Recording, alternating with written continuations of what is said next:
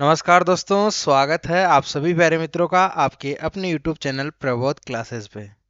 वैसे ये जो क्लास है ये 8 बजे आपकी हिंदी साहित्य इतिहास की क्लास आती है, लेकिन ये टॉपिक भी कहीं ना कहीं आपके ग्रेड फर्स्ट में ऐड किया हुआ है, पत्र एवं प्रारूप लेखन। और इस पत्र एवं प्रारूप लेखन को मैं आपको करवाने वाला हूँ, लेकिन 8 बजे आपके हिंदी साहित्य इतिहास की क्लास ही रेगुलर रहेगी। आज के बाद हम लोग किसी अन्य टाइम पे क्लास लेंगे, लेकिन आज 8 बजे आप लोगों को जो है मेरे साथ जुड़ना पड़ेगा।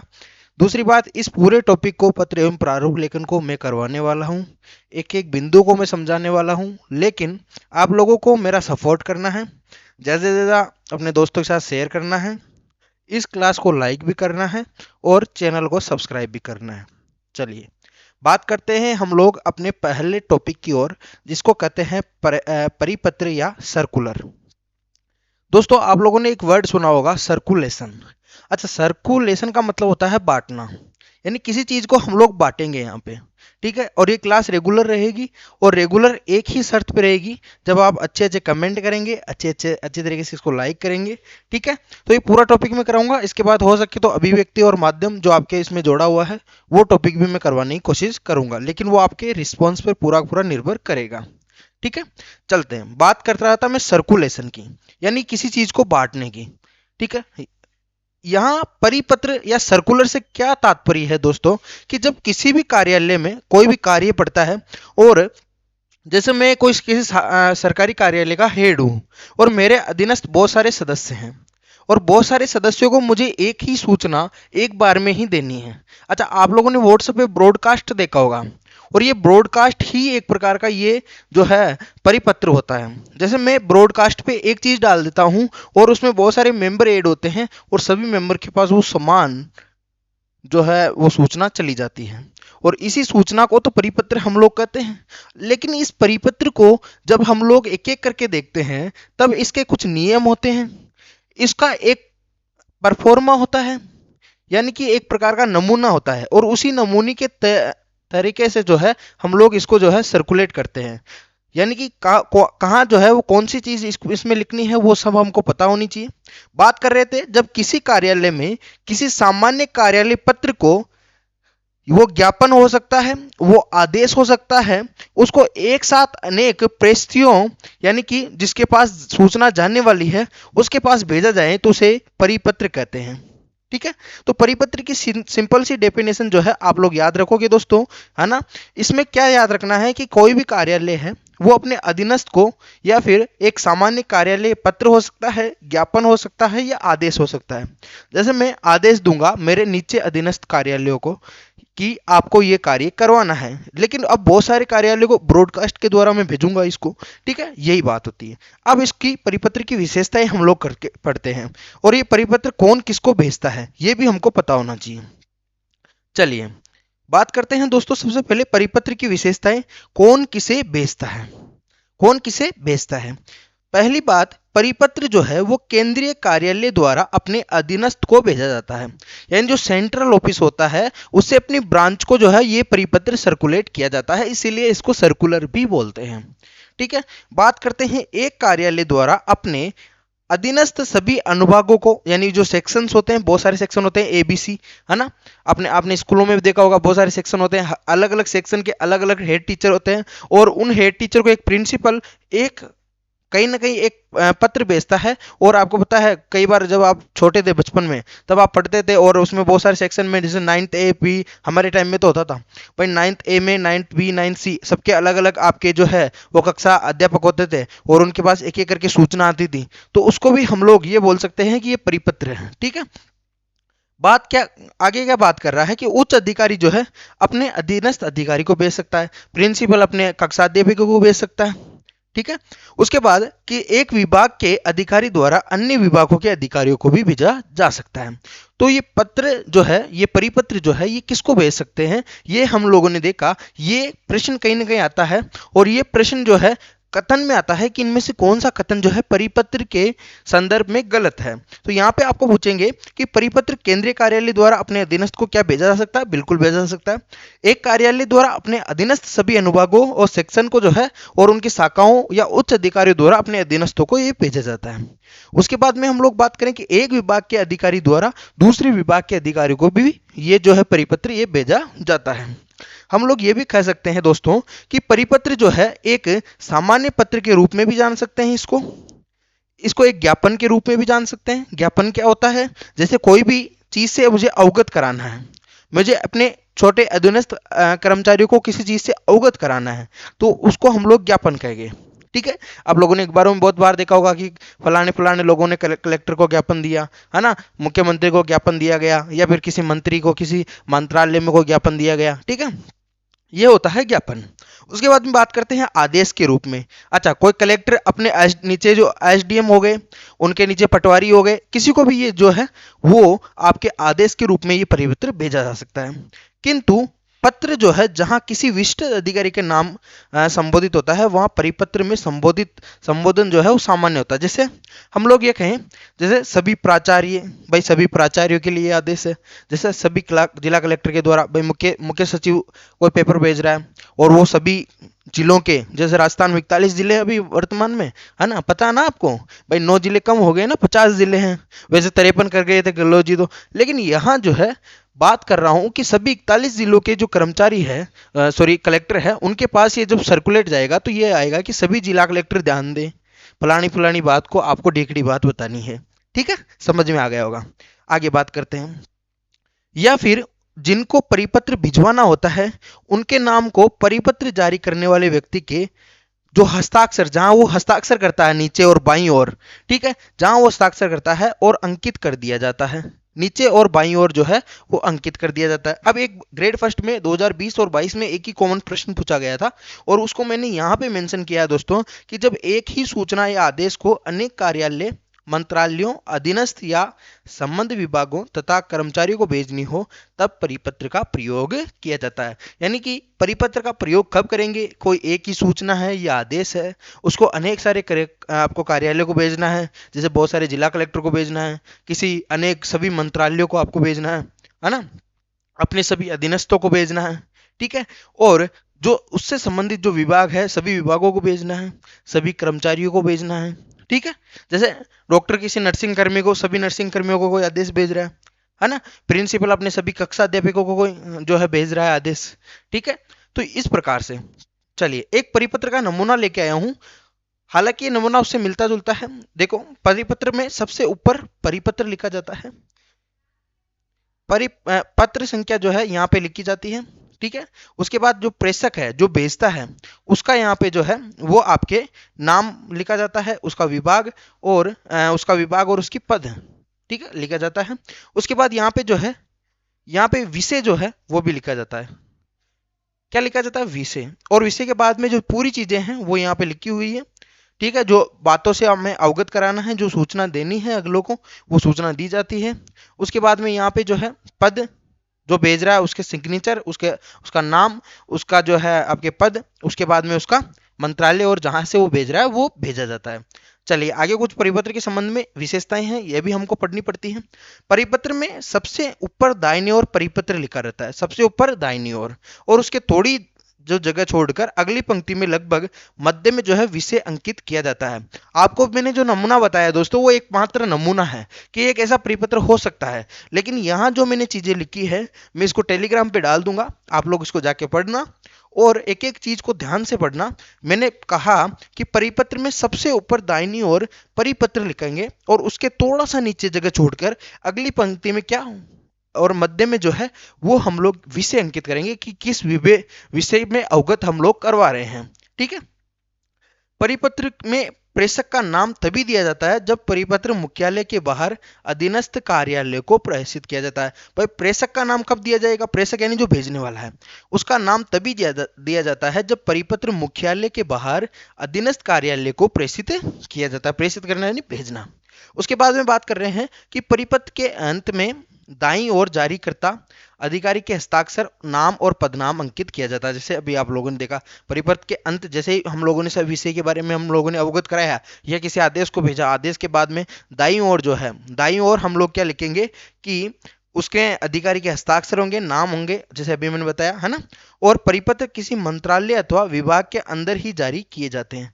परिपत्र किसी मंत्रालय अथवा विभाग के अंदर ही जारी किए जाते हैं। जैसे एक ऑफिस में बहुत सारे विभाग है, उसमें परिपत्र भेजे जा सकते हैं। अब परिपत्र की प्रतिलिपियां जिन जिन को प्रेषित की जानी है उनका उल्लेख जो है वो अवश्य होना चाहिए। भाई कौन कौन से डिपार्टमेंट में ये परिपत्र जाएगा, ये सूचना कौन कौन से डिपार्टमेंट में जानी जानी चाहिए, इसकी प्रतिलिपियां जो इसकी फोटोकॉपी है वो कौन कौन से विभाग में जाएगी, इसका उल्लेख भी इसमें किया जाता है। उसके बाद में एक साथ अनेक व्यक्तियों को परिपत्र भेजे जाने के कारण पत्र संख्या एक साथ लिख देते हैं। भाई जैसे हम लोगों ने लिख दिया 725 से 825, अब यहाँ पे 100 प्रेसियां, यानी कि हम लोग ये कहें कि 100 फोटोकॉपी हम लोग भेजेंगे और प्राप्तकर्ताओं के पास जाएगी। उसके बाद प्रेपत्र का एक ही प्रेषक होता है, यानी एक ही विभाग के द्वारा भेजे जाते हैं और विषय वस्तु भी एक ही होनी चाहिए। ऐसे नहीं कि एक प्रेपत्र भेज दिया और उसमें अलग अलग हम लोग चीजों के बारे में अवगत करा रहे हैं, नहीं। उसमें हम लोग जैसे कहीं पे हम लोग सफाई के लिए सफाई कर्मचारी को पत्र लिख रहे हैं तो उसके लिए है ना परिपत्र भेज रहे हैं या आदेश भेज रहे हैं, तो उसमें सफाई के संबंधित ही चीजें होनी चाहिए और भेजने वाला एक ही होगा। जैसे जिला कलेक्टर किसी शहर में सफाई करवानी है तो उसके अंतर्गत आने वाले आपके नगर निगम या नगर निकाय के द्वारा नगर निकाय के पास जो है परिपत्र भेज रहा है तो वहां एक ही जो है प्रेषित करता होगा, लेकिन जहां प्रतियां जाएगी वो अलग अलग कार्यालय हो सकते हैं। ठीक है। परिपत्र अन्य पुरुष में लिखा जाता है और स्वनिर्देश के अलावा परिपत्रों की रचना जो है सरकारी पत्रों के समान ही होती है। बताओ, 3 पेज में एक पूरा टॉपिक मैंने करवाया है। आज हम विज्ञप्ति पढ़ेंगे जिसके बारे में ऑलरेडी आपको थोड़ी बहुत नॉलेज है। कई बार आपके घर से फोन आता है और आपको आपके माता पिता के द्वारा पूछा जाता है कि बेटा क्या हुआ, नौकरी लगी नहीं लगी, जयपुर में इतने दिनों से रह रहा है, जोधपुर रह रहा है, उदयपुर रह रहा है ना। लेकिन फिर आपका जवाब आता है कि पापा अभी तक क्या वैकेंसी नहीं आई है। हालांकि आप सभी की ग्रेड फर्स्ट की वैकेंसी आ चुकी है, इसके लिए आप सभी को शुभेच्छा। और आज हम बात करने वाले हैं विज्ञप्ति के बारे में, जिसको रिलीजियस भी बोलते हैं और कई बार हम लोग इसको जो है नोटिफिकेशन भी बोल देते हैं। हालांकि अधिसूचना और इसमें जो है अंतर होता है। आज हम बात करने वाले हैं विज्ञप्ति के बारे में। विज्ञप्ति किस लिए लिखी जाती है, क्यों भेजी जाती है, किसको भेजी जाती है, सबके बारे में आज हम चर्चा करेंगे। एक प्रश्न यहाँ से आता है दोस्तों और उस प्रश्न को सही करवाने की जिम्मेवारी हमारी है दोस्तों, क्योंकि हम लोग हिंदी साहित्य इतिहास के ग्रेड फर्स्ट के नोट्स आपको ऑलरेडी दे चुके हैं। उसकी प्राइस 169 मात्र है। 75 68 37 40 47 है ना, 75 68 37 40 47 हमारे व्हाट्सअप नंबर है, नीचे पट्टी में चल रहे होंगे। वहां जाके आप इन नोट्स को परचेज कर सकते हैं। 169 रुपीज प्राइस है, जिसको लेना है वही मैसेज करें, नहीं लेना है अन्यथा कोई मैसेज नहीं करेगा। चलिए बात करते हैं विज्ञप्ति की। सरकारी एवं गैर सरकारी, सरकारी हो या गैर सरकारी हो, ये प्रतिष्ठान जो है अपने किसी भी निर्णय को या निश्चय को या घोषणा या निर्देश या योजना को जो है या इससे संबंधित कोई सूचना को उन संबंधित व्यक्तियों या आम जनताओं के पास पहुंचाते हैं। और ये पहुंचाने के लिए जो है जिस चीज का उपयोग लिया जाता है या जिस पत्र लेखन में जिस तत्व का उपयोग लिया जा सकता है उसे हम लोग विज्ञप्ति या सूचना कहते हैं। ठीक है। एक आती है अधिसूचना, एक आती है सूचना। ये विज्ञप्ति है और इस विज्ञप्ति के द्वारा आम जनता के पास हम लोग सूचनाओं को पहुंचाएंगे। ठीक है दोस्तों।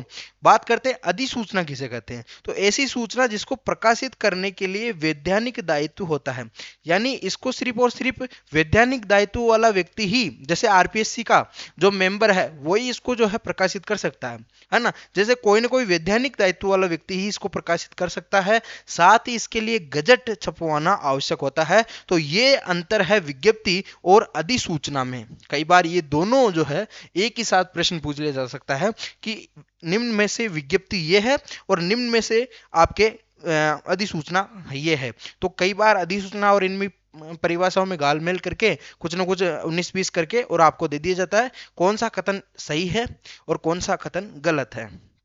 ठीक है दोस्तों। कई बार ए बी दोनों सही है, इस प्रकार से कथन आते हैं, आपको पता ही होगा, आप तो परीक्षा देते रहते हो है ना। ठीक है। चलिए बात करते हैं आगे। अब ये बोल रहा है किंतु गजट के अलावा कार्यालय की सूचना पट पर या किसी सार्वजनिक स्थान पर अखबार या इलेक्ट्रॉनिक मीडिया के लिए जो सामान्य प्रकार की सूचना होती है उसे विज्ञप्ति कहते हैं। यानी विज्ञप्ति किसे कहते हैं? जो कार्यालय सूचना पट पर लगी हो। जैसे आप कहीं ऑफिस गए और ऑफिस के बाहर लिखा हुआ हो फलाने फलाने दिन फलाने फलाना आदमी एब्सेंट है, या फिर मान लो कोई भी सूचना कार्यालय संबंधित वहां लगानी हो कि इस कमरा नंबर में ये चीज जो है आपको मिलेगी, या फिर आज कार्यालय इस कारण का इस जो है कारण के कारण बंद है, ठीक है। और बहुत सारे सार्वजनिक स्थान पे और अखबार में भी आपको पता है कोई नीलामी करनी है ना, जैसे कोई गैर सरकारी संस्था है, ठीक है, तो वो कोई नीलामी करना चाहती है तो वो अखबार में या इलेक्ट्रॉनिक मीडिया में अपने जो है चीजों को सूचना प्रसारित करवाती है, तो इसको क्या कहते हैं? विज्ञप्ति कहते हैं। चलिए, विज्ञप्ति का उद्देश्य क्या होता है? किसी गैर व्यवसायिक सूचना को जनता तक पहुंचाना। किसी गैर व्यवसायिक, ध्यान रखना, गैर व्यवसायिक यानी बिना कोई कॉमर्शियलाइजेशन नहीं होना चाहिए, किसी गैर व्यवसायिक सूचना को जनता तक पहुंचाना जो है विज्ञप्ति का उद्देश्य होता है। अब इसके 6 घटक होते हैं। 6 घटक को हम लोग धीरे धीरे और आराम आराम से पढ़ेंगे कि आप लोग सिर्फ और सिर्फ हमारे YouTube चैनल को सब्सक्राइब कर लीजिए, आपके ग्रेड फर्स्ट जो है हिंदी बिल्कुल क्लियर हो जाएगी, ठीक है। क्योंकि मैम ने बहुत मेहनत की है, आप लोगों के लिए शानदार नोट्स तैयार किए, काव्य शास्त्र के नोट्स अभी बन रहे हैं, इसलिए बार बार कमेंट करके ना पूछा करिए, आधे से ज्यादा बन चुके हैं लेकिन जल्द ही आपके बीच में आ भी जाएंगे, ठीक है दोस्तों। बात करते हैं विज्ञप्ति के मुख्य 6 घटक होते हैं, कौन कौन से? पहला, कार्यालय का नाम एवं पता के नीचे बाईं ओर, कार्यालय का नाम एवं पता के नीचे बाईं ओर पत्र क्रमांक लिखा जाता है। अभी मैं इसका एक प्रारूप भी आपको दिखाऊंगा, नमूना भी दिखाऊंगा, टेंशन मत लीजिए। अगर आप हमारे पास आए हो तो सब कुछ आपको मिलेगा, हम तो दिल खोल के देने वाले व्यक्ति है। पत्रावली क्रमांक और दिनांक यह घटक आवश्यक नहीं है, यानी पत्रावली क्रमांक और दिनांक जो है वो आवश्यक घटक नहीं है। इसके साथ ही विज्ञप्ति जो है इसका संदर्भ विज्ञप्ति संख्या और प्रकाशित होने की दिनांक से निर्धारित हो जाती है, क्योंकि इसका जो संदर्भ मतलब की जो सूचना है वो विज्ञप्ति संख्या और प्रकाशित होने की दिनांक से निर्धारित हो जाती है, इसीलिए इसमें पत्रावली क्रमांक और दिनांक का जो है कोई आवश्यकता यहाँ पे नहीं होती है, ठीक है। कि जिस दिन हम लोग डिक्लेयर करेंगे या फिर जिस दिन हम प्रसारित करेंगे उस दिन की दिनांक से जो है या उस दिन की विज्ञप्ति संख्या से पता चल जाता है, ठीक है। आगे बात करते हैं, तीसरा घटक क्या कहता है? शीर्षक। शीर्षक जो है विज्ञप्ति का विषय वस्तु से संबंधित शीर्षक देना चाहिए, यानी जो हम लोग विज्ञप्ति, ऐसा नहीं है कि हम लोगों को कोई कार्यालय संबंधित कोई सूचना देनी है ना, जैसे मान लो कि कोई और सूचना देनी है और उसकी जगह जैसे नालियों की सफाई की सूचना दे दे, है ना, उसका शीर्षक ले दे, है ना, तो जो विषय वस्तु है, जो हमारी सब्जेक्ट है, उसी सब्जेक्ट पे जो है वो हमको शीर्षक भी देना है। शीर्षक जो कि इसका मेन भाग होता है, मेन ढांचा होता है, या फिर हम लोग बोले हेडिंग होती है, ठीक है, ताकि ये शीर्षक विज्ञप्ति संबंधित पाठकों को सहज आकर्षक कर सके। यानी हम लोग जैसे किसी भी चीज को खोलते सबसे ऊपर वाली लाइन ही पढ़ते हैं, और ऊपर वाली लाइन में हम लोग गलत सूचना दे देंगे और वो सोचेगा कि अपने काम की नहीं है, और वह ठीक है, उसको पकड़ के ये पटक दिया भाई डस्टबिन में, और सुबह जो है कहीं ना कोई जो है उसमें जलेबियां तोल रहा होगा और जलेबियां खा रहा होगा। चलिए आगे बात करते हैं, विज्ञप्ति की सामग्री, ये भी इसका मेन घटक है दोस्तों। आगे बात करते हैं, विज्ञप्ति जारी करने वाले अधिकारी के पद का नाम सबसे नीचे होना चाहिए और दाहिनी ओर, सबसे नीचे और दाहिनी ओर किसका नाम होगा? जो विज्ञप्ति जारी करेगा उस अधिकारी के पद का नाम होना चाहिए, ठीक है। फिर बात करेंगे, समाचार पत्र में छपवाने के लिए विज्ञप्ति तो तैयार करनी ही होती है, साथ में उसे किस दिन, किस पृष्ठ पर और किस आकार में छापना, इसके निर्देश भी देने होते हैं। भाई मान लो समाचार पत्र में कोई सूचना देनी है हमको, तो उसके लिए विज्ञप्ति तैयार करेंगे पहले उस प्रारूप में, जिस प्रारूप में निर्धारण किया गया है, और उस निर्धारित प्रारूप के साथ साथ हम लोग उसमें मेंशन करेंगे कि किस दिन और कौन से पृष्ठ पे ये छपना चाहिए, किस आकार में छपना चाहिए, है ना। वो बहुत बार आकार रहते हैं ना, जैसे 1920 गुणा 1080, है ना, इस भाग में छपना चाहिए इतने इतने आकार में, या फिर 325 गुणा 325 में छपना चाहिए, है ना, तो ये अलग अलग, ठीक है। उसके बाद बात करें, इस प्रकार की विज्ञप्ति छपवाने के लिए अखबारों को शुल्क देना होता है, पैसे देने होते हैं, इसके पॉकेट में नहीं होता है, ठीक है। जैसे विज्ञापन छपवाते हैं वैसे ये विज्ञप्ति भी होती है। विज्ञप्ति को एक अलग पत्र के साथ संलग्न कर आवश्यक निर्देशों के साथ संपादक कौन होता है? जो समाचार पत्र संपादन करता है, और समाचार पत्र को भेज दिया जाता है। फिर आगे क्या बोल रहा है कि कार्यालय के लोगों की जानकारी के लिए विज्ञप्ति तैयार की जाती है, जिसे सूचना पट पर या आवश्यक होने पर सार्वजनिक स्थानों पर भी चिपका या चस्पा कर दिया जाता है। ठीक है, यानी कार्यालय के लोगों को जानकारी देनी है तो इसके लिए विज्ञप्ति तैयार की जाती है। ऐसा नहीं कि समाचार पत्र में ही देंगे और फिर जो वहाँ का सूचना पृष्ठ होगा, जो सूचना का बोर्ड लगा होता है, उस पर चिपका देंगे। या फिर हम लोग इसको सार्वजनिक क्षेत्र पर कि यहाँ ये काम करना है या फिर ये काम हो रहा है, ये चीज, ये सूचना आपको देनी है, तो उसके लिए सार्वजनिक स्थान पर भी चस्पा कर दिया जाता है। ठीक है, बात करते हैं विज्ञप्ति में कार्यालय का नाम, पते और नाम के और पते के नीचे जो है मध्य भाग में विज्ञप्ति संख्या और इसके नीचे मध्य भाग में ही विषय या विज्ञप्ति शीर्षक लिखा जाता है। अब हम लोग एक विज्ञप्ति का प्रारूप देखते हैं ताकि आपको और सही से क्लियर हो। चलिए, सबसे पहले ये विज्ञप्ति का एक फॉर्मेट है जिसको मैं थोड़ा सा इसको बड़ा कर देता हूं आपके लिए। ठीक है, और अभी बताऊंगा कि एक विज्ञप्ति लिखी हुई भी, ये विज्ञप्ति का फॉर्मेट है। इसमें देखो सरकार का नाम, ओहो चलो कोई बात नहीं, इसमें सरकार, देखो बहुत बड़ा पेन का साइज हो रखा है यार। चलो बात करते हैं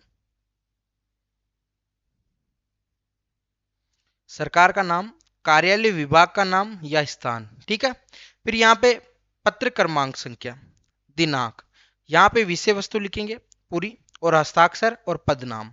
मैंने कहा कि जो बाएं ओर है, बाएं ओर उसका पद नाम और हस्ताक्षर लिखेंगे। ठीक है, जैसे एक उदाहरण यहाँ पे दे रखा है, राजस्थान विश्वविद्यालय के कुलपति की ओर से राजस्थान विश्वविद्यालय का परीक्षा सुधारने हेतु, परीक्षा परिणाम सुधारने हेतु जो है एक सामान्य विज्ञप्ति जो है ये जारी कर दीजिए, जारी कीजिए। तो इसके लिए यहाँ पे दिया हुआ है बेकायदा, राजस्थान सरकार, कार्यालय राजस्थान विश्वविद्यालय, जेलर मार्ग, मोती डूंगरी, जयपुर, ये उसका पूरा पता है। ये 5 जुलाई 2025 को प्रकाशित हुई है और उसके साथ ही यहाँ पे जो है पूरी पूरी सूचना यहाँ पे लिखी है और उसके नीचे जो है ये देखो ये पूरी पूरी विषय वस्तु लिखी हुई है और इस विषय वस्तु के नीचे हस्ताक्षर, जैसे यहाँ पे कोई और है, जैसे यहाँ पे कोई और है तो यहाँ हस्ताक्षर कर देंगे और उसके साथ ही जो भी व्यक्ति हस्ताक्षर कर रहा है उसका पदनाम लिख देंगे, ये कुल सचिव है, कुल सचिव है और राजस्थान। ठीक है, ये चीज हमको लिखनी होती है। ठीक है दोस्तों, तो आपको समझ में आ गई होगी मेरे ख्याल से विज्ञप्ति भी। ठीक है, अधिसूचना, देखो दोस्तों अधिसूचना क्या होती है। सबसे पहले अधिसूचना क्या होती है ये आपको पता होना चाहिए। अधिसूचना का जब हम लोग टुकड़ा करते हैं तो हमें एक तो अधि मिलेगा, एक हमें क्या मिलेगी, सूचना मिलेगी। ठीक है, सूचना, तो अधि और सूचना, अधि यानी होता है आधिकारिक, हम लोग बोल सकते हैं आधिकारिक, और सूचना यानी कि आपको पता है सूचना यानी किसी प्रकार का कोई आपको मैसेज देना हो। ठीक है, तो ये आधिकारिक सूचना होती है। ठीक है, तो इसे हर कोई नहीं लिख सकता, आप और मेरे जैसे लोग इसको नहीं लिख सकते। बड़े बड़े कार्यालय जैसे मुख्य सचिव हो गया, राजस्थान सरकार का कोई विभाग हो गया, है ना, तो ये, या फिर केंद्र सरकार का कोई कार्यालय हो गया, तो यहां से ये अधिसूचना जारी होती है। इसमें क्या होता है, जैसे मान लो कोई भी विभाग के द्वारा, जैसे स्कूल शिक्षा विभाग में आपके शिक्षा विभाग का निदेशालय होता है। अब निदेशालय कोई ना कोई सूचना जारी करेगा तो उसे क्या कहेंगे, अधिसूचना कहेंगे। अब अधिसूचना वो किसके लिए जारी करेगा, हो सकता है कोई छुट्टियों के लिए जारी कर रहा हो, कोई न्यूज किसी को देनी हो, किसी प्रकार की कोई स्कूल को चेतावनी देनी हो या किसी विभाग को चेतावनी देनी हो। ठीक है, अवकाश के लिए दे सकते हैं, नियुक्ति के लिए भी, नियुक्ति के लिए भी हम लोग किसका जो है उपयोग करते हैं, अधिसूचना का। और अधिसूचना आप और मेरे जैसे लोग नहीं जारी कर सकते, एक उच्च स्तरीय जो कार्यालय होता है, उच्च स्तरीय जो सरकारी कार्यालय होता है वही जारी करता है। तो आपको ये ध्यान रखना है सबसे पहले कि जो अधिसूचना और विज्ञप्ति में सबसे बड़ा अंतर जो है वो यही होगा, वहां कोई भी जो सरकारी अधिकारी है वो जारी कर पाता है, लेकिन यहाँ राजपत्रित अधिकारी जो है वो जारी करेगा। ठीक है, बात करते हैं इसको और पढ़ते हैं थोड़ा सा। उच्च स्तरीय सरकारी नियम, आदेश, चेतावनी, नियुक्ति, अवकाश आदि से संबंधित वैधानिक सूचना को संबंधित अधिकारी द्वारा व्यक्तियों एवं आम जनता की जानकारी के लिए केंद्र सरकार के किसी भी कार्यालय के द्वारा हो सकता है, चाहे राष्ट्रपति हो, भारत सरकार के नाम से भी कोई अधिसूचना जारी हो सकती है, राज्य सरकार के नाम से भी कोई अधिसूचना जारी हो सकती है, आपके किसी राज्यपाल के कार्यालय के द्वारा जारी हो सकती है, राजस्थान सरकार मान लो, बिहार सरकार मान लो, मध्य प्रदेश सरकार मान लो, उत्तर प्रदेश सरकार मान लो, इसके नाम से जारी होता है। और ये जो है राजपत्र में, राजपत्र जिसको हम लोग गजट भी बोलते हैं, इसमें प्रकाशित किया जाता है। बहुत बेहद महत्वपूर्ण लाइन है ये, यानी कि जो अधिसूचना है वो कहाँ, गजट में जब तक इसको प्रकाशित नहीं करेंगे ये किसी प्रकार की कोई अधिसूचना नहीं मानी होगी, इसका पूरा लेखा जोखा रहता है। ठीक है, उसे क्या कहते हैं, अधिसूचना कहते हैं। मेरे ख्याल से आप समझ गए होंगे। ऐसे मान लो कोई भी उच्च स्तरीय कार्यालय है, उसको किसी प्रकार की कोई भी सरकारी आदेश बताना हो, नियम बताना हो, किसी प्रकार की चेतावनी देनी हो, नियुक्ति देनी हो, या फिर कोई पद स्थापन हो गया, इस प्रकार की जो सूचना है वो अधिसूचना के माध्यम से दी जाती है। ठीक है दोस्तों, अगर ये क्लास आपको अच्छी लग रही है तो इस क्लास को लाइक जरूर करना। आप लोगों को मैं देखता हूं कि बहुत सारे लाइक नहीं करके जाते हैं, व्यूज अच्छे खासे आ रहे हैं लेकिन लाइक नहीं करते हैं। लाइक भी करो, कमेंट भी करो, कोई चीज़ पूछनी हो वो भी पूछो। ठीक है, और अगर आपको हमारे हिंदी साहित्य इतिहास के हस्तलिखित नोट्स चाहिए तो यहाँ पीले कलर की एक पट्टी चल रही है, उसमें हमारे नंबर है, उस नंबर पे व्हाट्सअप मैसेज करें और ऐसे बोलें कि मुझे हिंदी साहित्य इतिहास के नोट्स लेने हैं, जिसकी प्राइस 169 यानी 169 रुपये जो है वो प्राइस रहेगी। चलते हैं आगे बात करते हैं। देखो एक इसकी एक और थोड़ी सी हम लोग जानकारी लेते हैं। ऐसी अधिसूचनाएं व्यापक प्रसार एवं वैधता की को दृष्टिकोण में रखते हुए सरकारी गजट में प्रकाशित की जाती है। यानी कि जो सूचनाएं हैं इसका वैधता, वैधता यानी कि इसकी जो विश्वसनीयता है, इसकी जो एक तरह से हम लोग ये बोले कि क्या बोल सकते हैं इसको, वैधता को आपको आप समझ सकते हैं किस प्रकार से। ठीक है, इसको दृष्टि में रखते हुए सरकारी गजट में प्रकाशित करेंगे। इसको जो है सरकारी गजट में या राजपत्र में जो है वो क्या करेंगे, प्रकाशित करेंगे। ठीक है, आम जनता से जुड़ा हुआ कोई भी प्रशासनिक कार्य तब वैध माना जाता है जब वह अधिसूचना के रूप में राजपत्र में प्रकाशित हो, अर्थात जनता को सूचित किया हो। यानी कि इसको आधिकारिक रूप से गजट में प्रकाशित करना अनिवार्य है। मैं बार बार बोल रहा हूं और यही लाइन अक्सर परीक्षाओं में छपी जाती है दोस्तों। आगे बात करता हूं बहुत इंपॉर्टेंट विज्ञप्ति के बारे में। मैंने आपको कल ही बता दिया था, फिर भी हम लोग समझते हैं।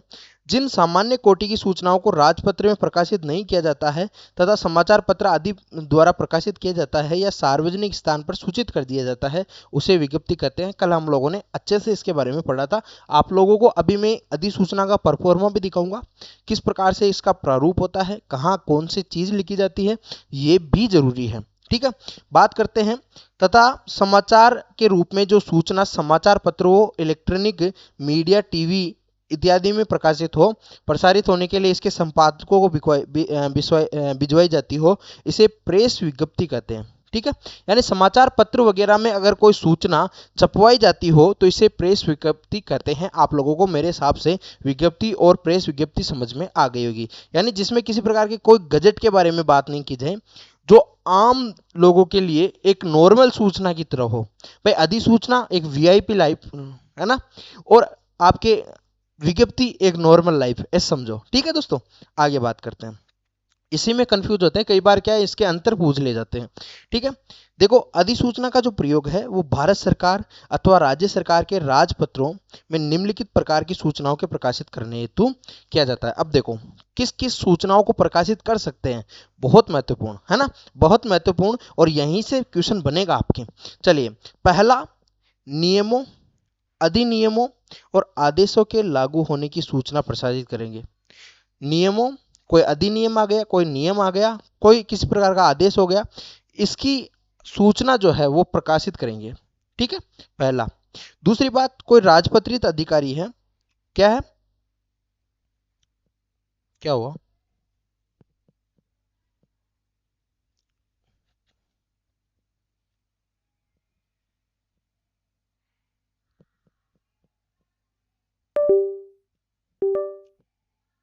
हम्म, राजपत्रित अधिकारियों की नियुक्ति, इसलिए वे राजपत्रित अधिकारी कहे जाते हैं क्योंकि स्थानांतरण, कोई भी नियुक्ति, मान लो राजपत्रित अधिकारी, राजपत्रित नहीं, कोई आपके आपके और मेरे से आरईएस जो बनने वाले हैं। ठीक है, आरईएस समझ गए ना, है ना। ठीक है, स्थानांतरण हो, नौकरी से पृथक करने का हो, अवकाश हो, पदोन्नति हो, पद मुक्ति हो, इसके आगे वेतन वृद्धि हो, निर्वित हो, इससे संबंधित सूचनाएं जो है प्रकाशित करने हेतु इसका उपयोग किया जाता है। राजपत्रित अधिकारी जिसके पास सील होती है, ठप्पा होता है, समझ गए हो ना, सील, जिसके पास सील होती है, वे अधिकारी जो है उनकी अधिकारियों की नियुक्ति मान लो आप उनका स्थानांतरण मान लो, उनकी नौकरी से उनके पृथक करने का कोई सूचना हो, है ना। कई बार क्या है कि हम लोग जो है निलंबित भी कर हो जाते हैं बहुत सारे आरएएस, ठीक है, किसी न किसी कारण। अवकाश संबंधी सूचना हो, पदोन्नति हो, है ना, पदोन्नति यानी कि उनका प्रमोशन हो रहा हो, पद मुक्ति हो, वेतन वृद्धि हो, सेवा निवृत्ति आप जानते हो, ठीक है, और रिटायरमेंट मान लो। इससे संबंधित जो सूचनाएं हैं वो इसमें प्रसारित की जाती है। तो दो चीजें मैंने एक तो बता दी, एक तो नियम अधिनियम आदेश, और दूसरा आपके किसी भी राजपत्रित अधिकारी संबंधित कोई भी सूचना हो, जैसे उसका पद नियुक्ति हो, है ना, पद नियुक्ति हो, आपके जैसे स्थानांतरण हो, नौकरी से कोई पृथक करने वाली सूचना हो, है ना, अवकाश हो, पदोन्नति हो, ये सब, ठीक है। उसके बाद अधिकारियों के कार्यभार, अधिकारियों के कार्यभार आदि आदि अधिकारों की सूचना जो है प्रसारित करने। तो भाई किसी को कोई कार्यभार सौंपा गया हो किसी अधिकारी को, तो उससे संबंधित जो सूचना है वो भी आपके इसमें प्रसारित की जाती है। उसके बाद चौथा नंबर क्या है कि किसी विशिष्ट व्यक्ति को अधिकार प्रदान करने की सूचना प्रसारित करने। तो कोई विशिष्ट व्यक्ति है, उसको किसी प्रकार का अधिकार जो है वो दिया जाता है, तो वो सूचना भी आपके किस में प्रसारित होगी, अधिसूचना में। उसके बाद सांविधिक नियमों अथवा आदेशों की सूचना हो। उसके बाद शक्तियों के सौंपे जाने की सूचना हो। बहुत बार बहुत सी पावर जो है किसी न किसी अधिकारी को दी जाती है, किसी व्यक्ति को दी जाती है, तो उससे संबंधित जो सूचना है वो भी किसमें, आपके अधिसूचना में जो है वो प्रसारित होगी दोस्तों। उसके बाद भारत सरकार के गजट, भारतीय राजपत्र के कितने भाग होते हैं, 4 भाग होते हैं। अब 4 भाग कौन कौन से, प्रत्येक भाग के जो है 4 अनुभाग होते हैं, यानी सब जो है ऐसे कहे कि सब उसमें अलग अलग जो है वो डिपार्टमेंट होते हैं, ठीक है। जैसे एक आपके भारतीय राजपत्र है, उसके 4 भाग है और 4 के क्या है, अनुभाग है, ठीक है। प्रत्येक भाग के 4 अनुभाग है, उसके हर एक भाग को अनुभाग के लिए विषय निश्चित होते हैं, यानी हर एक भाग के अनुभाग के लिए एक विषय होता है, वो निश्चित होता है। उसके बाद अधिसूचना भेजते समय यह स्पष्ट उल्लेख किया जाता है कि वह राजपत्र के भाग 1 के किस अनुभाग में प्रकाशित की जानी है, ठीक है। और उसके साथ ही अधिसूचना में क्रमांक जो है वो आवश्यक होते हैं, क्रमांक भी लगाने होते हैं क्योंकि गजट में जो है प्रकाशित होता है। उसके बाद राजस्थान सरकार के राजस्थान राजपत्र के कई भाग हैं, उनमें से भाग 1 के किसी भी एक भाग के जो है किसी अनुभाग में अधिसूचना प्रकाशित होती है, किसी भी एक भाग में, ठीक है, उसके किसी भी अनुभाग में ये प्रकाशित होती है। उसके बाद यह राजपत्र राज्य के मुद्रणालय यानी गवर्नमेंट जो प्रेस होती है उसमें आवश्यकता अनुसार जो है समय समय पर प्रकाशित होता है, ठीक है। उसके बाद में अधिसूचना अन्य पुरुष में, बहुत बहुत महत्वपूर्ण है, अधिसूचना जो है अन्य पुरुष में लिखी जाती है, ठीक है। ऐसे अधिसूचना, ऐसे अन्य पुरुष, ठीक है, जो किसी अधिकारी या व्यक्ति विशेष को संबोधित करके नहीं लिखी जाती है, यानी अन्य पुरुष में, ठीक है। डायरेक्टली किसी पुरुष को, मतलब किसी भी व्यक्ति को ये नहीं सूचित की जाती, इसीलिए तो हम लोग अन्य पुरुष किसको कहते हैं, हाँ, सर्वनाम आपको आप सबने पढ़ा है, ठीक है। उसमें बात करते हैं, उसके बाद बात करते हैं अधिसूचना एक महत्वपूर्ण सूचना है, इसलिए इसे जारी करने वाले अधिकारी के नाम भी जो है वो अंकित किया जाता है। बहुत महत्वपूर्ण सूचना है, इसीलिए जो जारी करता है उस अधिकारी का नाम भी जो है वो आपके जो है अंकित किया जाता है। अब प्रतिलिपि, प्रतिलिपि मतलब जहां जहां ये सूचना जाएगी, कहां कहां जा सकती है, सूचनार्थ एवं आवश्यक कार्य हेतु, ठीक है, प्रतिलिपि लगाई जाती है, ठीक है। बात करते हैं सचिव हो गया, राज्यपाल हो गया, राजस्थान राजभवन हो गया जयपुर, है ना। जैसे मान लो सचिव राज्यपाल हो गया, या राजस्थान का कोई भी राजस्थान का कोई भी जो है डिपार्टमेंट हो गया, या राजभवन हो गया, ठीक है, ऐसे करके लिखा जाएगा। इसकी प्रतिलिपि कहाँ कहाँ लगाई जाएगी वो नीचे लिखा जाएगा, ठीक है। सचिव मुख्यमंत्री इस प्रकार से लिखी जाती है, सचिव मुख्यमंत्री राजस्थान सरकार, है ना। जैसे राज्यपाल का सचिव है तो राजस्थान सरकार, इस प्रकार से राजस्थान सरकार राजभवन ऐसे लिखेंगे। भाई राज्यपाल के ऑफिस से राज्यपाल का जो सचिव है वो किस प्रकार से लिखेगा, सचिव राज्यपाल राजस्थान राजभवन जयपुर, ठीक है। फिर मुख्यमंत्री का जो सचिव है वो किस प्रकार से लिखेगा, सचिव मुख्यमंत्री राजस्थान सरकार शासन सचिवालय जयपुर, वो ये सब पूरा उसमें जो है वो लिखी जाएगी, ठीक है। मुख्य सचिव राजस्थान सरकार शासन सचिवालय जयपुर, इस प्रकार से, ठीक है। निदेशक राज्य के मुद्रणालय जयपुर को भेजकर लेख है कि इस अधिसूचना को राजस्थान राजभाग के भाग 1 अनुभाग 1 में अविलंब प्रकाशित कर इसकी 50 प्रतियां इस कार्यालय को भिजवाएं। इस प्रकार से बताएंगे, ठीक है। तो निदेशक जो है वो किसको भेजेगा? निदेशक राजकीय मुद्रणालय, ऐसे लिखेंगे। निदेशक राजकीय मुद्रणालय जयपुर को जो है भेजकर एक लेख लिखा जाता है कि इस अधिसूचना को जो है राजस्थान राजपत्र के किस भाग में, भाग 1 में अनुभाग 1 में अविलंब इसको प्रकाशित करें और 50 प्रतियां जो है इस कार्यालय में भिजवाएं। इस प्रकार से जो है ये आपका पूरा होता है कौन सा? अधिसूचना। अब देखो हम लोग एक प्रारूप इसका समझते हैं, फिर उसके बाद में थोड़ा और इसके बारे में चर्चा करेंगे, ठीक है। ये देखिए, थोड़ा सा इसको मैं बड़ा कर लेता हूं भाई। ये देखिए अधिसूचना का प्रारूप है, जिसमें सबसे पहले यहां पे लिखा हुआ है सरकार का नाम। कौन सी सरकार है? एक मिनट रुकिए भाई।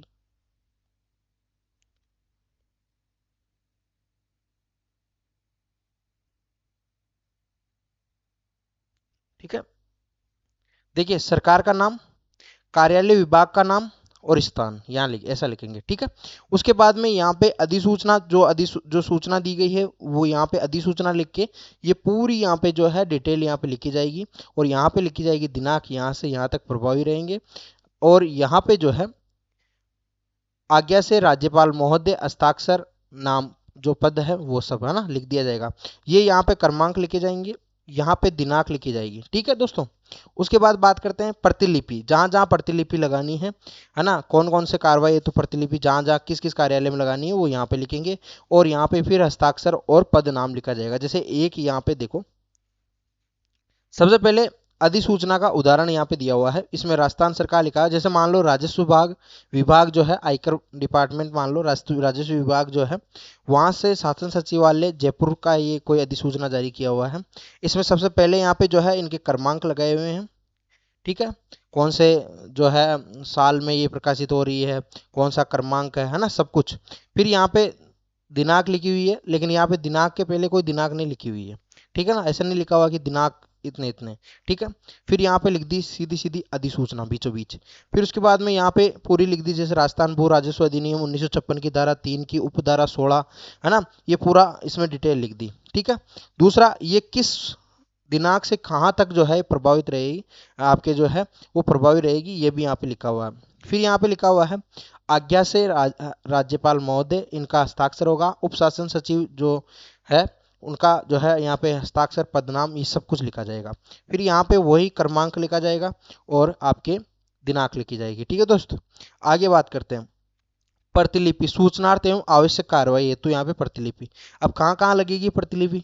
निजी सचिव मान लो मुख्यमंत्री के, निजी सचिव राजस्व सचिव के, है ना, समस्त जिला कलेक्टरों के कार्यालय में, फिर निदेशक राजकीय मुद्रणालय, ठीक है। ये सब एक लिख के जो है वो आपके पूरा पूरा एक परफॉर्मा तैयार किया जाता है और कहाँ भेजा जाता है? निदेशक राजकीय मुद्रणालय। फिर वहां से जो है वो राजपत्र में ये प्रकाशित होती है, फिर ये आगे जाती है और यहाँ पे जो है हस्ताक्षर होता है, उपशासन जो उसका पद होता है वो लिखते हैं और कहाँ से जो है ये आपके सूचना प्रसारित हो रही है वो भी आपके लिखी जाती है।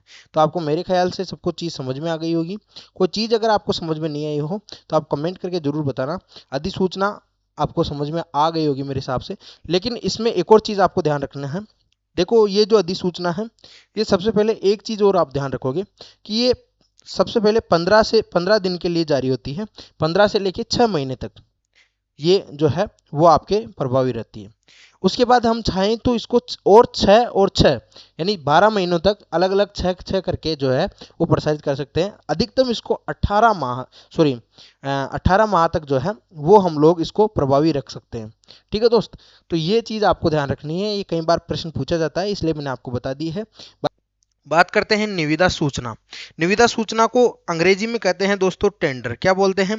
टेंडर बोलते हैं। इसका एक प्रारूप भी अभी मैं आपको दिखाऊंगा। इसको बोलते हैं टेंडर या निविदा सूचना, ठीक है। अब क्या होती है निविदा सूचना? हम लोग पढ़ते हैं, देखो, सरकारी एवं गैर सरकारी, यानी कि ये सरकारी में भी होता है, गवर्नमेंट ऑफिस में भी होता है और आपके जो गवर्नमेंट ऑफिस नहीं होते हैं यानी प्राइवेट ऑफिस होते हैं वहां से भी ये जो है वो आपके निकाली जाती है, ठीक है।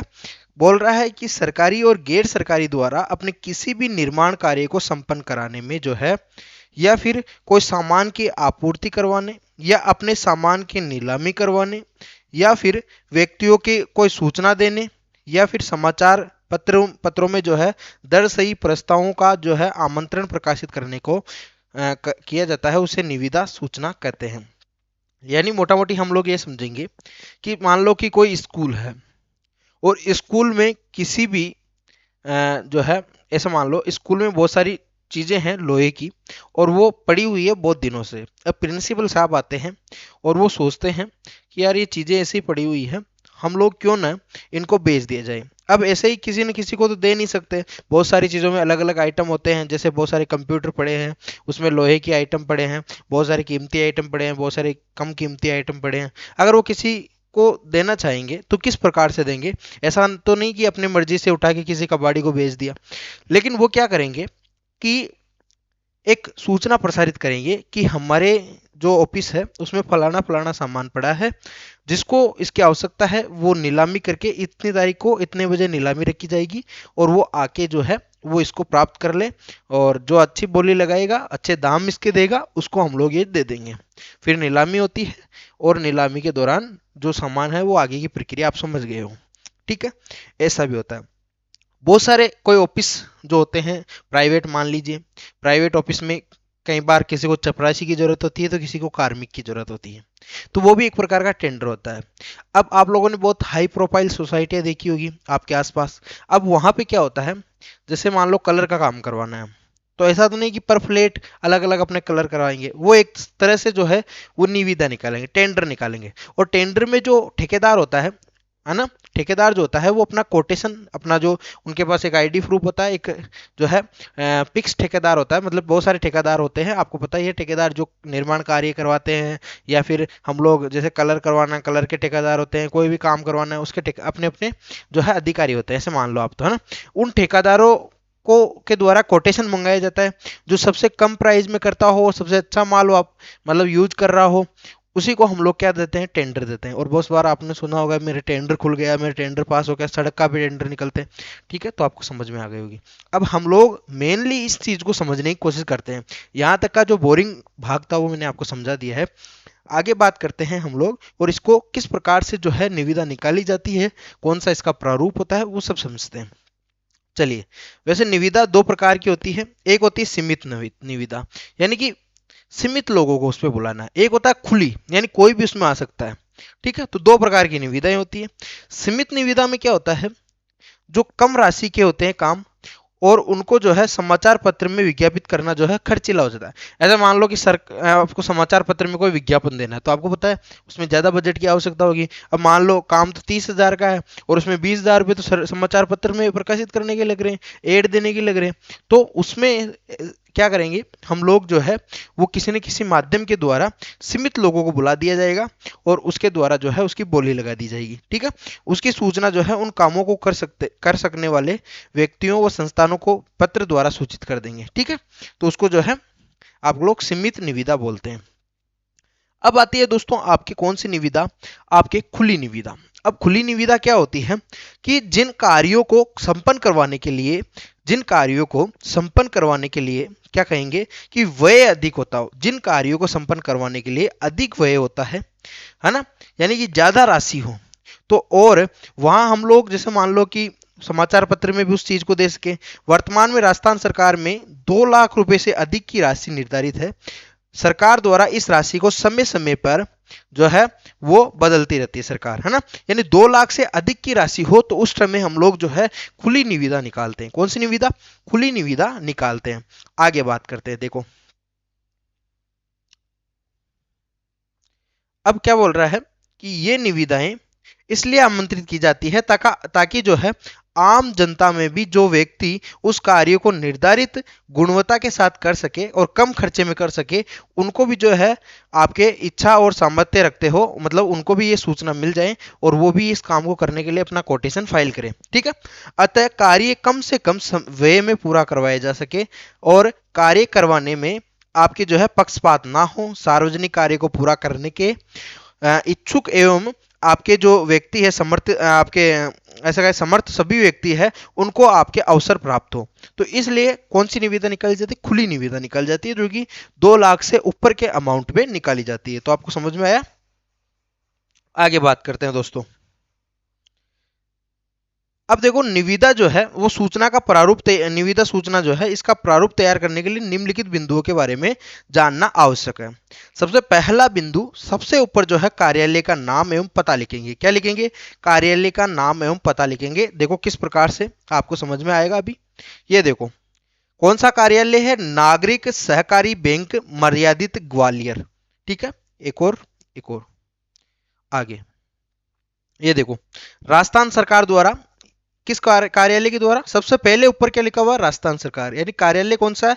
राजस्थान सरकार राज्य विधिक सेवा प्राधिकरण। इसके द्वारा आपके क्या निकाला गया है? टेंडर या निविदा निकाली गई है। ठीक है, अब आगे बात करते हैं। देखो समझने की कोशिश करिएगा।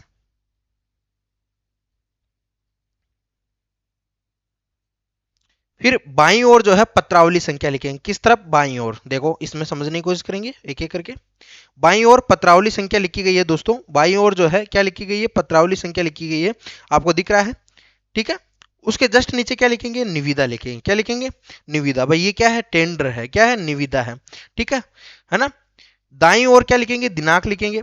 ठीक है, और निविदा सूचना संख्या, निविदा का शीर्षक लिखेंगे, निविदा प्रस्तुत करने का अंतिम दिनांक, समय एवं स्थान का उल्लेख करेंगे, निविदा खोलने का दिनांक, है ना, सब कुछ इसमें लिखेंगे। ये देखो मेंशन है, हर एक चीज जो है वो मेंशन होती है पूरी निविदा में। ठीक है, उसके अलावा जितने भी चीजें हैं वो सब लिखेंगे इसमें। अब देखो एक एक करके पढ़ते हैं। सबसे पहले जो है सबसे ऊपर कार्यालय का नाम लिखेंगे और पता लिखेंगे। ठीक है, और बाईं ओर क्या लिखेंगे? पत्रावली संख्या। दाईं ओर जो है दिनांक लिखेंगे, निविदा सूचना संख्या लिखेंगे, निविदा का शीर्षक लिखेंगे, निविदा प्रस्तुत करने के अंतिम दिनांक, समय और स्थान का जो है उल्लेख करेंगे, निविदा खोलने की दिनांक यानी किस दिन जो है वो टेंडर खोलेंगे, है ना, ये नीलामी किस दिन होगी, ये दिनांक लिखेंगे, समय लिखेंगे और स्थान का उल्लेख करेंगे कि कौन सी जगह फलानी फलानी जगह जो है ये निविदा खोली जाएगी। उसके बाद धरोहर राशि और उसके जमा करवाने की प्रक्रिया का निर्देश, यानी किस प्रकार से ये पैसे मिलेंगे, काम करने के कितने पैसे मिलेंगे, सब कुछ चीज है ना। ठीक है, उसके बाद कार्य करवाने हेतु ऐसा विवरण, यह कार्य जो है वस्तु की प्रकृति स्पष्ट हो सके, अर्थात कार्य की प्रकृति इतनी स्पष्ट हो कि विक्रेता ठेकेदार उस कार्य वस्तु हेतु सही मूल्य लगा सके। ये देखो ये यहाँ पे जो है सही से लिखा हुआ है सब कुछ चीजें। अब कार्यालय भवन एवं परिसर हेतु सफाई के लिए जो है यहाँ पे एक निविदा निकली हुई है। इसमें अनुमानित लागत 3,50,000 रुपए। कितनी? 3,50,000 रुपए इसमें अनुमानित लागत है। उसके बाद धरोहर राशि 7,000 रुपए। कितनी? 7,000 रुपए धरोहर राशि है और निविदा शुल्क है 200 रुपए। ठीक है ना, यानी कि हम लोगों को धरोहर के रूप में 7,000 रखने पड़ेंगे। ठीक है, फिर 200 रुपए आपके शुल्क है, और यहाँ पे 1 वर्ष या मतलब जो कार्य अवधि है वो लिखा हुआ है 1 वर्ष या 1 अप्रैल 2024 से लेके 31 मार्च 2000 आपके कितना लिखा हुआ है? 31 मार्च 2020 तक। ये 20 नहीं है, 25 मान लीजिए आप लोग, 1 वर्ष है ना। ठीक है, और यहाँ पे जो है शर्तें लिखी हुई है किस प्रकार से ये जो है होना है। ठीक है, अनुमानित राशि का उल्लेख होगा, कार्य पूर्ण करने की अवधि लिखेंगे। ठीक है, अब निविदा के संबंध में अन्य शर्तों का उल्लेख, मैंने अभी बताया नीचे नीचे अन्य शर्तें लिखेंगे। अब क्या कि निविदा के संदर्भ में जो शर्तें लिखेंगे उनमें क्या शर्तें हो सकती है? शर्तें विस्तृत है तो, और उनका समाचार प्रकाश में समाचार पत्र में प्रकाशित करना जो है बहुत खर्चीला है, तो कार्यालय द्वारा निविदा प्रपत्र अलग से तैयार किया जाता है और उसको प्राप्त करने तथा उसके लिए निर्धारित शुल्क आदि का भी जो है उल्लेख निविदा सूचना में किया जाता है। और एक साथ कई कार्य करवाने हो तो तालिका बनाकर प्रारूप तैयार किया जाता है, नहीं तो साधारण प्रारूप तैयार किया जाता है। भाई समाचार पत्र में क्या महंगा पड़ता है आपको पता है, साइज के आकार के अनुसार जो है पैसे लिए जाते हैं, तो उस संदर्भ में एक प्रपत्र बनाया जाएगा और उसका कुछ खर्चा जो है पेमेंट रख देंगे, भाई इसमें कोई विस्तृत जानकारी है तो इतने रुपए देके इसको प्राप्त कर ले। जो इच्छुक आदमी होता है वो जाके इसको प्राप्त करता है। निविदा सूचना जारी करने वाले अधिकारी के पद का जो है उल्लेख होगा। ठीक है, निविदा सूचना के प्रारूप, निविदा प्रपत्र जो है वो जमा कराने की अंतिम तिथि, निविदाएं खोलने की तिथि और कार्य आपूर्ति का विवरण, ये सब 14 के 14 कथन जो है, इनमें से कोई सा भी कथन आपको पूछा जा सकता है डायरेक्ट कि कौन सा जो है वो इनमें से नहीं होगा या कौन सा होगा। इस सब की पीडीएफ आपको अपने टेलीग्राम चैनल पे मिल जाएगी, मैं डाल दूंगा, लेकिन उसी शर्त पे डालूंगा तब इस पे 1K व्यूज होंगे, ठीक है। 1K व्यूज के आने पर मैं डाल दूंगा इसको, ठीक है। निविदा में संबोधन एवं अधोलेख का उल्लेख नहीं होता है। निविदा में जो है संबोधन और अधोलेख का कोई उल्लेख नहीं होता है। और निवेदन 15वां जो है, निविदा का प्रमुख उद्देश्य क्या है? संबद्ध विभाग से निर्माण, खरीद एवं कार्य हेतु प्रस्ताव होता है, ठीक है। ये सब कुछ चीजें, ये देखो समझने की कोशिश करिएगा वापस से। सबसे ऊपर राजस्थान सरकार का प्रोजेक्ट है तो राजस्थान सरकार, फिर कौन सा कार्यालय है, ठीक है। फिर उसके बाद में आपके जो है कहां से लिखा गया है, राजस्थान उच्च न्यायालय जयपुर से। फिर यहाँ पे जो है पत्र क्रमांक प और क्र लिखा हुआ है, ठीक है। और जस्ट आगे जो है 3 मार्च 2024 लिखा हुआ है, यहाँ पे आपको दिख रहा होगा, है ना। ये थोड़ा सा इधर इस तरफ लिख सकते हैं, ठीक है। उसके बाद में यहाँ पे नीचे लिखा हुआ निविदा, अब किस संदर्भ में है वो पूरा यहाँ पे लिखेंगे। इसमें कब से कब तक होगा, किस लिए इसको जो है खोला गया है, सब कितने बजे जो इसकी नीलामी होगी, सब चीजें है ना, टेंडर किस प्रकार से आपको जो है कोटेशन किस प्रकार देना, सब लिखा जाएगा। फिर यहाँ पे एक सारणी बनाई हुई है, इस सारणी में जो है पूरी चीजें मेंशन की होती है ऑलरेडी कि कौन सा कार्य करवाना है, किस कार्य के लिए जो है जरूरत पड़ रही है ना, ठेकेदारों की या फिर, है ना। फिर उसमें शर्तें, ये शर्तें लिखेंगे, ठीक है। जितनी भी शर्तें हैं भाई, किस प्रकार से कहाँ पे जो है इसका न्याय क्षेत्र क्या होगा, है ना। जैसे किसी भी चीज में हम लोग जब रसीद काटते हैं तो उसमें पूरी चीजें, कोई लक्की ड्रॉ निकलता है तो उसमें पूरी शर्तें लिखी हुई होती है। फिर यहाँ पे जो अधिकारी है उसके हस्ताक्षर होंगे, ठीक है। ये सब कुछ टेंडर में होगा। एक टेंडर ये देखो, एक टेंडर ये रहा। तो इस प्रकार से जो है टेंडर जो है निकाले जाते हैं। दोस्तों अगर आपको ये क्लास अच्छी लगी हो तो आप इस वीडियो को ज़्यादा से ज़्यादा शेयर करना अपने दोस्तों के साथ। और दूसरी बात, आप लोग लाइक नहीं करते हो, अगर यहाँ तक देख रहे हैं मतलब सीरियस स्टूडेंट है, लाइक जरूर करना। जिसको हम लोग क्या कहते हैं, मेमोरेंडम। और इस मेमोरेंडम को पढ़ने के लिए आप लोगों को मेरे साथ जुड़े रहना है, इस क्लास को लाइक करना है। हालांकि लाइक करना नहीं करना वो आपकी मर्जी है, मेरा काम बोलना होता है भाई, मैं बोल देता हूँ। इससे हमारे चैनल को कोई फायदा विशेष तो होता नहीं, पैसे तो कुछ मिलते नहीं है, लेकिन इससे एक फायदा हो जाता है कि हमारा कॉन्फिडेंस बढ़ जाता है। चलिए बात करने वाले हैं ज्ञापन की, है ना। ज्ञापन जो है दोस्तों, इसकी बहुत सारी भ्रांतियां हैं, और इस भ्रांति को क्लियर करना सबसे पहले, मैंने बहुत सारे वीडियोस देखे हैं, उनमें कोई भी इस बारे में बात नहीं करता है। अब जैसे हम लोग न्यूज़पेपर में अक्सर पढ़ते रहते हैं कि इस संगठन ने जो है मुख्यमंत्री के नाम ये ज्ञापन लिखा, या फिर हम लोग किसी छात्र संघ अध्यक्ष की बात करते हैं कि उन्होंने मुख्यमंत्री साहब के नाम पे कोई ज्ञापन लिखा।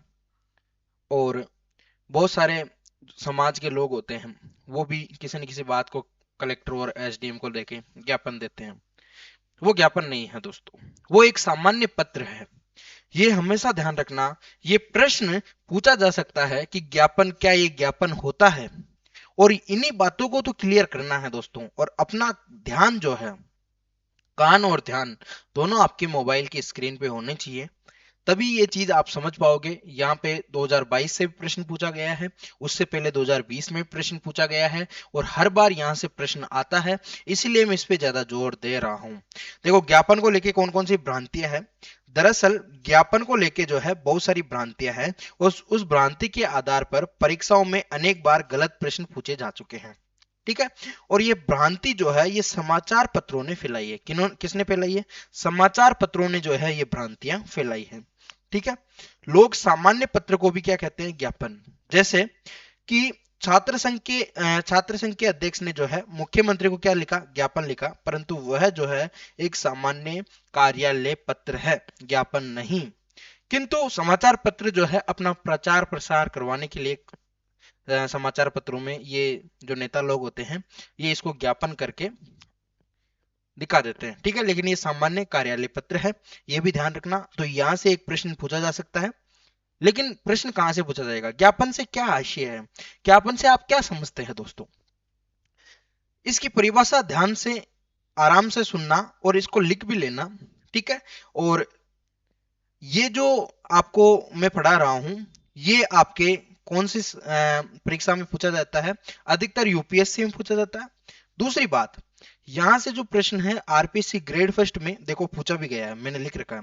तो यहाँ से प्रश्न हमेशा पूछा जाता है। तो इसके लिए आपको क्या करना है, इस चैनल को सब्सक्राइब करके रखना है। हम लोग grade first grade second Rajasthan की सभी प्रकार की वैकेंसियां, चाहे यूपी की हो, राजस्थान की हो, हरियाणा की हो, जो भी शिक्षा से संबंधित शिक्षक और शिक्षण से संबंधित जो कार्य होता है वो हम अपने YouTube चैनल पे कराते हैं।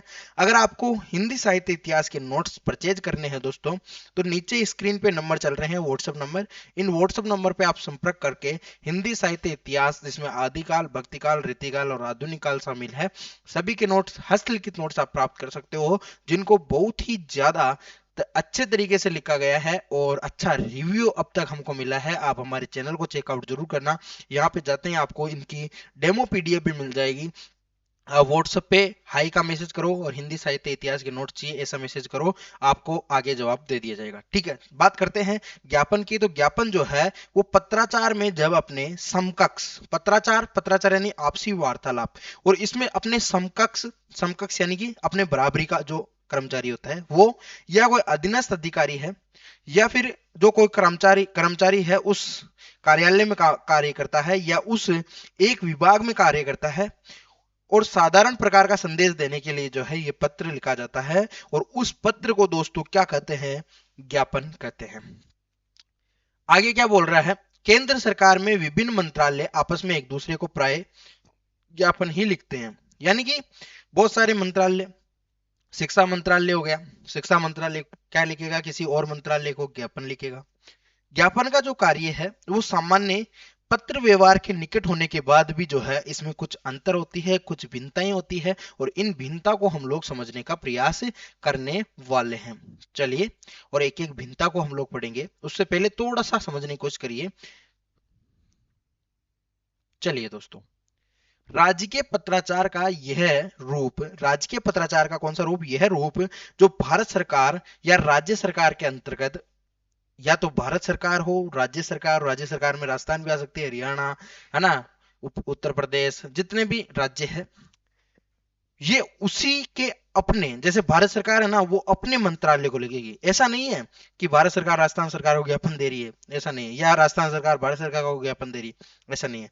ये अपने अधीनस्थ मंत्रालय हो गए, या फिर अपने अधीनस्थ जो है कोई प्रभाग हो गए, विभाग हो गए, अनुभाग हो गए, इसमें, या फिर उससे संबंधित कोई संस्था हो गई, उसमें लिखा जाता है। अब सामान्य कार्यालय पत्र और ज्ञापन में अंतर क्या है? सर ये तो बता दिया कि ज्ञापन होता क्या है, लेकिन सर मैं तो पत्र भी लिख रहा हूं, वो भी ज्ञापन की तरह ही लग रहा है, तो इसमें अंतर क्या है? अभी इसका एक प्रारूप भी मैं आपको बताऊंगा, उससे आपको थोड़ा सा क्लियर और होगा। चलिए, सामान्य कार्यालय पत्र और ज्ञापन में क्या अंतर है? ज्ञापन क्या है? ज्ञापन पत्र का वह सामान्य रूप है जो किसी एक संगठन के अपने आंतरिक विभागों में लिखा जाता है। यानी कोई एक संगठन है दोस्तों, वो अपने अंतर्गत आने वाले विभागों में ये ज्ञापन लिखेगा। लेकिन पत्र क्या है? पत्र एक संगठन से दूसरे संगठन के अंतर्गत भी लिखा जाता है। जैसे राजस्थान सरकार, भारत सरकार, और भारत सरकार और राजस्थान सरकार में आपस में कोई पत्र व्यवहार हो सकता है, उसी प्रकार से हम लोग जो है ज्ञापन को समझ सकते हैं कि ज्ञापन अपने ही अधीनस्थों के मध्य लिखा जाता है। अब हम बात करते हैं केंद्र सरकार में ज्ञापन के प्रयोग। मुख्य रूप से कौन कौन से प्रयोग जो है, वो कौन कौन से उद्देश्य हैं, उनको पूर्ति करने के लिए जो है ज्ञापन लिखा जाता है। इसको समझने की कोशिश करते हैं, जुड़िएगा मेरे साथ। सबसे पहली जो बात है वो क्या है कि कर्मचारियों की ओर से प्राप्त होने वाले प्रार्थना पत्र हो गए, याचिकाएं हो गई, नियुक्ति हो गई, इनके लिए जो आवेदन पत्र का जवाब देने के लिए जो है इसका उपयोग किया जाता है। किसका? ज्ञापन का। दूसरी बात, प्राप्त हुए जो है पत्र है, उनकी सूचना भिजवाने हेतु, प्राप्त हुए पत्रों की जो है सूचना भिजवाने हेतु भी जो है वो किसका उपयोग किया जाता है? आपके ज्ञापन का उपयोग किया जाता है। फिर अगला कथन क्या है? अधीनस्थ अधिकारियों को सरकारी आदेशों के अतिरिक्त किन्हीं अन्य तथ्यों और सूचनाओं से अवगत कराने हेतु भी, अधीनस्थ अधिकारी है, उनको कोई सरकारी आदेश है, उनके अतिरिक्त कोई अन्य कोई सूचना है, उनको जो है अवगत कराने के लिए हम लोग क्या लिखते हैं? ज्ञापन लिखते हैं। फिर स्थानांतरण, वेतन वृद्धि, कर्मचारियों की तैनाती आदि के लेकर भी जो है हम लोग ज्ञापन लिखे जाते हैं। अतः ये स्पष्ट है कि मंत्रियों आदि को दिए जाने वाला सामान्य कार्यालय पत्र ज्ञापन नहीं होता है। इंपॉर्टेंट लाइन है दोस्तों, अंडरलाइन कर लीजिएगा। आगे बात करते हैं इस संबंधित ज्ञापन संबंधित महत्वपूर्ण विशेषताएं। सबसे पहले ज्ञापन जो है वो अन्य पुरुष शैली में लिखा जाता है। मेरे ख्याल से आप सब हिंदी के स्टूडेंट हैं, अन्य पुरुष को अच्छी तरह से जानते हैं। अन्य पुरुष, मध्यम पुरुष, उत्तम पुरुष, है ना। अन्य पुरुष यानी कि दो लोगों से तीसरे के बारे में बात करना, ठीक है। चलिए, ज्ञापन में न तो अभिवादन होता है, या किसी प्रकार का कोई अभिवादन नहीं होता, प्रिय मित्र, प्रिय सखा, नहीं, सीधी विषय वस्तु लिखी जाती है और अंत में प्रशंसा वाक्य और अंत में प्रशंसा वाक्य होता है। न तो कोई अभिवादन होगा, न ही कोई प्रशंसा वाक्य होगा, तुम्हारा शुभ सु, है ना, कुछ कुछ नहीं होगा इसमें, ठीक है। ज्ञापन की जो भाषा है वो अन्य पुरुष में ही होती है। किसके? अन्य पुरुष में ही होती है। ज्ञापन जो है बहुत लंबे चौड़े और वर्णनात्मक ना होकर विषय के अनुसार एवं संक्षिप्त होते हैं। डायरेक्ट जो बात बतानी है वही बताई जाएगी, कोई फालतू बहुधीय संबोधन किसी प्रकार का कोई यहाँ पे नहीं होगा, है ना। और नीचे जो है अंत में केवल प्रेषक के हस्ताक्षर और उनके नीचे पद नाम, कौन सा उसका पद है, कौन से विभाग में कार्य करता है, और जिस या जिनके लिए ज्ञापन होता है उनका नाम और पद प्रेषक के हस्ताक्षर नीचे बाईं ओर कोने में लिखा जाता है। ज्ञापन की भाषा सरल और वाक्य योजना छोटी होती है। ज्ञापन की भाषा कैसी होती है? सरल होती है, और वाक्य जो है छोटे छोटे वाक्य होते हैं, ठीक है। ज्ञापन में यदि एक से अधिक अनुच्छेद हो तो पहले अनुच्छेद पर क्रमांक न देकर उसके बाद अनुच्छेदों पर क्रमांक दिए जाते हैं। इसके सामान्य जो है सामान्यतः क्रम वाचक ही होते हैं, यानी क्रम वाचक, यानी कार्य संबंधित बातें ही होगी इसमें, जैसे किया जाता है, किया गया है और किया जाएगा, तो ये बातें सामान्य बातें होती है। पहले पृष्ठ पे जो है ज्ञापन में एक से अधिक अनुच्छेद हो तो पहले अनुच्छेद जो है उस पर कोई क्रमांक नहीं होगा, उससे बाद में जो है क्रमांक लिखे जाएंगे। अब यहां से ग्रेड फर्स्ट में एक और प्रश्न पूछा गया है कि ज्ञापन एक अधिकारी या कर्मचारी को भी दिया जा सकता है और एक से अधिक अधिकारी और कर्मचारी को भी दिया जा सकता है। ऐसा नहीं कि एक पर्टिकुलर व्यक्ति को देंगे, एक ही अधिकारी को देंगे, एक ही अधिकारी को तो दे ही सकते हैं, उसके साथ साथ बहुत सारे, एक साथ बहुत सारे विभागों में भी भेजे जाते हैं। अब ये ज्ञापन दो प्रकार के होते हैं। पहला ज्ञापन होता है कार्यालय ज्ञापन, दूसरा होता है ज्ञापन। ज्ञापन जो होता है, केवल ज्ञापन, वो एक ही मंत्रालय और उसके विभाग के काम में लिया जाता है। दोनों में प्रारूप में अंतर नहीं है, दोनों एक ही प्रकार के प्रारूप है, दोनों की कोई प्रारूप में अंतर नहीं है, ठीक है। तो दोनों बात हम लोगों ने समझी। अब थोड़ा सा ज्ञापन समझेंगे, ठीक है। समझने की कोशिश करिएगा क्योंकि समझना आपको ही है, ठीक है। बताना मेरा काम है, समझाना भी मेरा काम है और समझना आपका काम है। प्रारूप है, इसमें सबसे ऊपर संख्या दी हुई है जो सरकार लिख रही है, और सरकार के अंतर्गत जो मंत्रालय है, मंत्रालय है, कोई विभाग है ना, ठीक है। यहाँ पे विषय, अब देखो, स्थान लिखेंगे और दिनांक लिखेंगे सबसे पहले, फिर थोड़ी सी जगह छोड़ेंगे, फिर विषय लिखेंगे। जो लोग 11वीं 12वीं हिंदी के हैं, जिसमें ये अभिव्यक्ति और माध्यम एक किताब चलती है, और उसमें ज्ञापन भी एक, ज्ञापन, अभिव्यक्ति, ये पत्र एवं प्रारूप लेखन उसमें आता है, ठीक है। यहाँ विषय, आपको आपको पता होगा विज्ञप्ति में किसी प्रकार का विषय नहीं लिखा था हम लोगों ने, लेकिन यहाँ क्या लिखेंगे? विषय लिखेंगे। अगर आपको याद है तो विज्ञप्ति में हम लोगों ने किसी प्रकार का विषय नहीं लिखा था, लेकिन यहाँ पे मेन विषय लिखेंगे, फिर आपकी विषय वस्तु लिखेंगे, और लास्ट में जो है जिस पद पे, जिस पद के द्वारा, जिस व्यक्ति के द्वारा आपके जो ज्ञापन आया है, ज्ञापन लिखा गया है, उसके हस्ताक्षर यहाँ पे लिखेंगे, उनका जो पद नाम है और विभाग है, फिर किस किस विभाग में ये पत्र जाना है, ये ज्ञापन जाना है, वो यहाँ पे लिखा जाएगा। जैसे मंत्रालय हो गया, कोई सरकार हो गई, है ना। चलिए एक ज्ञापन का नमूना देख लेते हैं। सबसे पहले देखो, संख्या लिखी हुई है, ठीक है, 213/2024 ख लिखा हुआ है, ठीक है। गृह मंत्रालय द्वारा भारत सरकार, राजभाषा विभाग, नई दिल्ली, ये पूरा का पूरा वही फॉर्मूला है, दिसंबर 28/2022। फिर कार्यालय ज्ञापन यहाँ लिखा हुआ है, और यहाँ लिखा हुआ है विषय। विषय क्या है? उत्पादों पर राज्य भाषा हिंदी का प्रयोग, ठीक है। और उसके दौरान यहाँ पे लिखा हुआ है केंद्र सरकार के उद्यमों द्वारा अनेक प्रकार के उत्पाद तैयार किए जाते हैं, और यह देखा गया है कि उनके विवरण जो है प्राय अंग्रेजी में ही लिखे जाते हैं। ऐसा करना राज्य भाषा की नीति के विरुद्ध है, सही बात है। और आगे लिखा हुआ है कि जो स्पष्ट भाषा में लिखेंगे कि वित्त मंत्रालय से अनुरोध है कि वह अपने नियंत्रण, जो नियम के अनुसार बता रहा है वो कि ये नियम है भाई, इसको पालना करनी ही होगी अब आपको, है ना। तो अपने नियंत्रण में आने वाले नियमों कंपनियों को निर्देशित करना है कि भविष्य में उनके द्वारा जो भी निर्मित उत्पाद होंगे उनका विवरण किस में लिखे, हिंदी में लिखे, क्योंकि हमारी जो है राष्ट्रभाषा कौन सी है, राजभाषा कौन सी है, हिंदी है। इस संबंध में जारी किए गए आदेश की एक प्रति जो है इस विभाग को सूचनार्थ भेजी जाए। ठीक है, और यहाँ पे जो है इनका जो पदनाम है ये सहायक सचिव द्वारा लिखा गया लेटर है दोस्तों। ठीक है, राजभाषा विभाग, और कहाँ कहाँ इसकी प्रतियां जानी है, वित्त मंत्रालय भारत सरकार द्वारा। ठीक है, ये चीजें यहाँ पे लिखी गई है। मेरे ख्याल से जो ज्ञापन है वो आपको पूरी तरह से समझ में आ गया होगा दोस्तों।